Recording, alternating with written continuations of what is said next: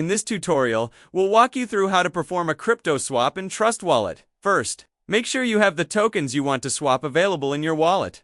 If you don't, go ahead and deposit them before starting. Next, open the Trust Wallet app and tap on the Swap tab from the bottom menu. Now, choose the assets you want to swap.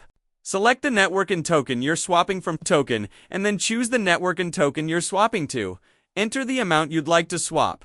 Make sure the amount fits the available liquidity for those tokens and networks. If you need to reverse the swap direction, just tap the swap arrows icon in the middle of the screen. Before confirming, take a moment to review any network congestion warnings or fee details. This helps you avoid unexpected costs or delays. When everything looks good, tap Continue and confirm the swap. You can track the progress of your transaction right within the app until it's complete. For the smoothest experience, always make sure your Trust Wallet app is updated to the latest version.